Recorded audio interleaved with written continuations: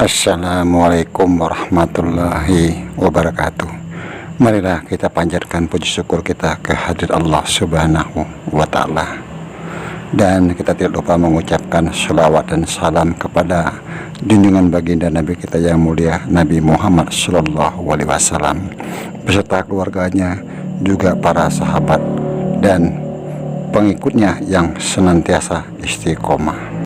Dan Abah selalu mengucapkan banyak-banyak terima kasih kepada saudara-saudara Abah yang telah membantu subscribe, like, comment, share. Karena subscribe itu gratis, mohon dibantu.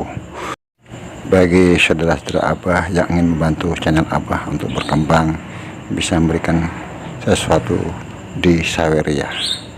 Dan Abah tidak lupa mendoakan saudara-saudara Abah dimanapun berada dalam lindungan Allah Subhanahu wa Ta'ala, dimudahkan rezekinya dan diberikan kesehatan sekeluarga. Hanya Allah lah yang bisa membalas kebaikan saudara-saudara. Amin amin ya robbal alamin. Kebenaran datang dari Allah Subhanahu wa Ta'ala. Kekurangan dan kesalahan tentu datang dari Abah, mohon dimaafkan. Untuk konten ini Abah membuat satu judul, membuka tabir keberadaan manusia pilihan Satria Piningit. Di video yang kemarin Abah sudah membahas bagaimana nantinya sang sosok manusia pilihan ditemukan, bukan dicari-cari. Dengan bermacam-macam keilmuan tetap tidak akan mampu mengungkap rahasia Allah Subhanahu wa Ta'ala. Marilah kita berpikir secara akal sehat, tidak sekadar cerita yang menghadirkan ilusinasi tentang cerita manusia dengan segala atribut duniawi, sehingga banyak yang ingin menjadi manusia pilihan. Untuk menjadi manusia pilihan bukanlah kehendak manusia, tapi itu kehendak Allah Subhanahu wa Ta'ala dengan ketentuannya.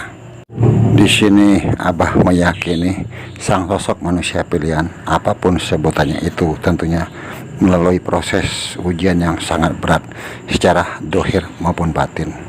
Bukannya kenikmatan secara dohir dan akan menjadi raja atau apapun angan-angan di luar nalar. Ada 3 perkara yang tidak disukai oleh manusia, yaitu kekurangan, kesulitan, dan kemiskinan.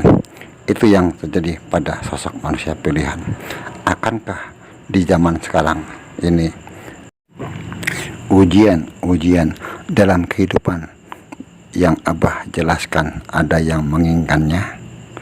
Abah rasa tidaklah mungkin, karena saat ini tidak akan mau manusia mengalami seperti yang Abah katakan di atas. Itulah yang Abah katakan, diri sang sosok manusia pilihan dinolkan, dibersihkan secara dohir maupun batin. Dan manakala sang sosok manusia pilihan mengalami ketiga hal tersebut, maka banyak yang akan meninggalkannya, karena manusia memandang dalam bentuk duniawi dengan segala atributnya. Maka dari itulah segala Abah katakan, kenapa sampai saat ini beliau sulit ditemukan, karena beliau dibungkus dengan sifat kemanusiawian dan kadangkala terlihat bodoh dalam keilmuan. Begitulah Allah Subhanahu wa Ta'ala membungkus, bukan dengan bungkusan kemewahan, kadangkala dibungkus dengan kenistaan, sehingga tidak menjadi perhatian dan tidak menjadi pandangan orang dalam suatu kehidupan. Kalau manusia terbungkus dengan sifat duniawi, penuh dengan hawa nafsu, maka sangatlah sulit menemukannya. Dengan kerendahan hati dan kebersihan hatilah bisa menembus sosok manusia pilihan tersebut. Tentulah kita berpikir secara akal sehat sebagai manusia yang beragama, yang tidak dibedakan dengan atribut dunia, tapi kebersihan hati dan seseorang hamba Allah yang takut akan melakukan satu perbuatan yang tidak baik, serta menjalankan perintahnya, juga menjauhi larangannya bagaimanapun keadaannya. Dan perlu kita ketahui, sang sosok manusia pilihan tentulah tidak bodoh, karena beliau dibimbing langsung oleh Allah Subhanahu wa Ta'ala dan diberikan keilmuan bermacam-macam seperti ilmu laduni dan beliau mengetahui isi hati seseorang ataupun pikirannya walaupun orang tersebut jauh. Jadi tak kala Allah Subhanahu wa taala akan memunculkan, maka Allah Subhanahu wa taala akan memberikan petunjuk berupa mimpi kepada orang-orang yang dipilih oleh Allah Subhanahu wa taala untuk memberikan kabar atau berita akan datangnya manusia pilihan. Itu yang Abah dapatkan dalam tafakur. Bagaimanapun hebatnya ilmu seseorang, tanpa izin Allah Subhanahu wa taala tidak akan bisa menemukannya, karena semua yang ada di langit dan di bumi beserta isinya atas kekuasaannya. Mari kita gunakan akal sehat. Kemudian bagaimana mengetahui keberadaan beliau saat ini? Tentu di sini berkali-kali Abah katakan kebenaran mutlak milik Allah Subhanahu wa taala. Kita sebagai manusia diberikan untuk berpikir tentu secara akal sehat dan tidak menyimpang dari tuntunan agama. Kita mengetahui beliau adalah seorang kekasih Allah Subhanahu wa taala yang dikenal dengan sebutan wali. Karena beliau belum ditemukan atau dimunculkan, maka beliau disebut dengan sebutan wali Malamatiyah yang saat ini masih dirahasiakan. Bagaimana caranya mengetahui keberadaannya? Tentu Abah dalam tafakur mohon petunjuk kepada Allah Subhanahu wa taala untuk membuka tabir di mana keberadaannya sosok manusia pilihan berada. Kalau dalam tafakur Abah ada 3 kota yang Abah lihat. Apakah di 3 kota tersebut yaitu Jawa Tengah, Jawa Timur, atau Jawa Barat? Dan tandanya beliau ada di sana.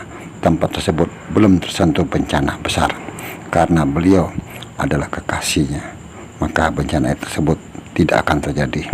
Itu yang Abah dapatkan dalam tafakur.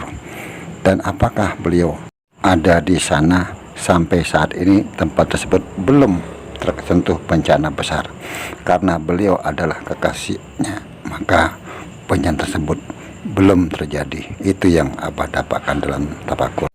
Juga apakah beliau di desa? Seperti banyak dalam pembahasan orang, tentu dalam tafakur Abah beliau ada di kota. Kenapa Abah katakan demikian? Secara logika dan akal sehat, di kota tentu berkumpulnya para ulama besar. Jadi sampai saat ini bencana itu belum terjadi, tapi kepastiannya Abah tidak mengetahui karena keterbatasan Abah. Jadi apa yang harus kita lakukan saat ini? Hanyalah memperbaiki diri dan membenahi diri atau membersihkan diri. Jangan berprasangka yang tidak baik kepada sesama manusia apapun keadaannya. Jangan sampai kita merendahkan diri seseorang, hina di mata manusia, tapi mulia di hadapan Allah Subhanahu wa taala. Apalagi kita menyakiti, kita tidak tahu. Jangan-jangan yang kita sakiti adalah kekasih Allah Subhanahu wa taala, maka celakalah diri kita akan mendapatkan kesulitan atau hukuman bagi manusia yang menyakiti kekasihnya. Dalam Islam, menyakiti kekasih Allah Subhanahu wa taala atau disebut wali Allah adalah perbuatan yang konsekuensinya berat. Allah Subhanahu wa taala menyatakan perang terhadap orang-orang yang musuhi walinya atau menyakiti wali Allah dengan perkataan ataupun perbuatan sebagai menentang Allah dan akan mendatangkan azab di dunia dan di akhirat. Wali Allah adalah orang yang dekat dengan Allah, yaitu orang-orang yang beriman, bertakwa, dan taat kepada perintahnya. Mereka yang berusaha menjauhi maksiat dan mengajak manusia dalam kebaikan. Oleh karena itu, menjaga lisan dan perbuatan agar tidak menyakiti hati mereka adalah kewajiban setiap muslim. Mungkin saudara-saudara Abah yang ada di channel Abah bisa memberikan satu penjelasan atau pemahaman tentang cerita yang sudah Abah uraikan tadi. Dan Abah selalu berpesan, mohon dijaga lisannya. Apapun komentar-komentar dari saudara kita dihormati, dihargai. Kebenaran datang dari Allah Subhanahu wa taala. Kekurangan dan kesalahan tentu datang dari Abah, mohon dimaafkan. Wallahu a'lam bishawab. Wassalamualaikum warahmatullahi wabarakatuh.